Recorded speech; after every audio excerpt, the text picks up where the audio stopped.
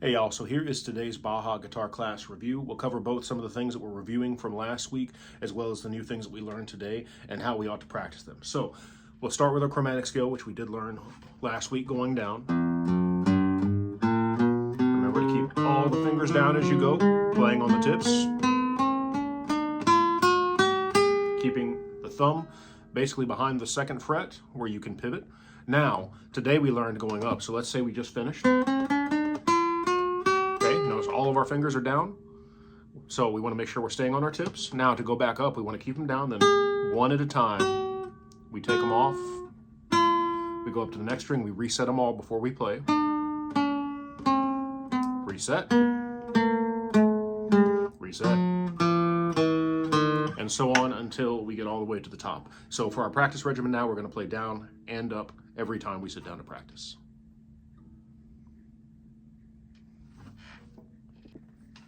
So next we're going to review our finger style song that we learned last week, making sure to focus on where the fingers are placed. Again, the thumb is on the low E string, third finger under the high E, 2 under the B, and 1 under the G.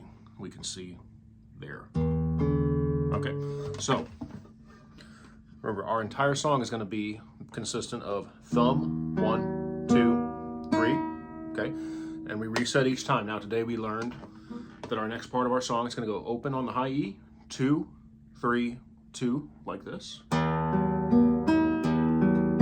it down. Okay, and we added this part today where we're going to play first finger on the second fret, on the first fret of the B string, which is a C. Okay, so you'll notice we're not playing the high E, we have our first finger on the first fret, B string. And we do the same thing with the right hand. Now, we're going to try to keep this first finger down and reach with the third finger onto the third fret of the same string, the B string, like so. We're going to do that twice. Okay, so now if you happen to get that mute, remember what you normally want to do is try to bring the thumb down even more, because as we bring the thumb down, we're more able to play on our tips, which will mean we go from that to that. So practice those two parts, and we are halfway through that song. Now we also learned a couple of chords today. We learned E minor.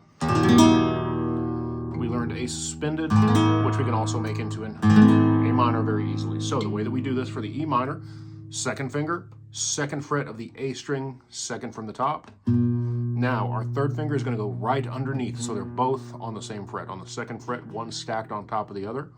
So we have open, 2, 2, open, open, open. Play all the way from the top, and that's our E minor.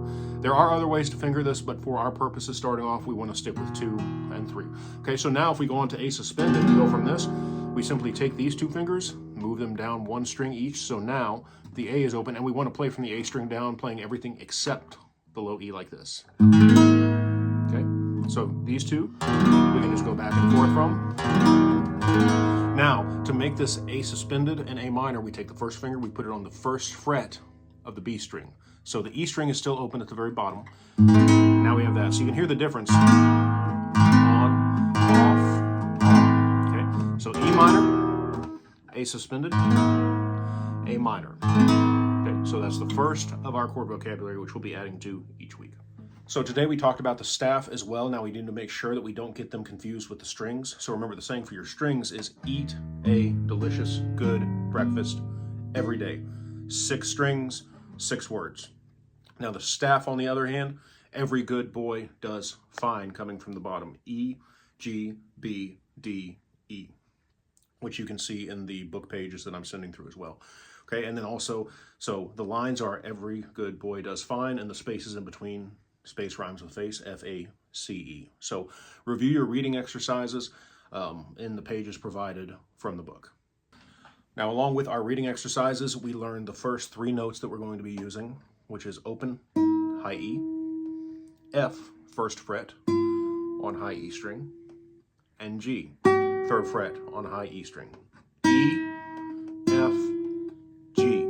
So as you practice those, you might want to even say them. So for example, G, E, F, and bounce around a little bit.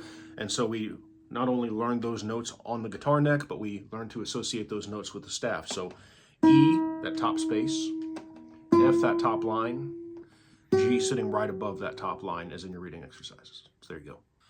So the final thing we talked about today in dealing with reading was note values and also time signature to a degree. So again, all this will be included in the book pages that I've sent through via documents and ThinkWave. But remember, for now, the note values that we're using are quarter, half, and whole. A quarter gets 1 beat, a half gets 2, and a whole gets 4.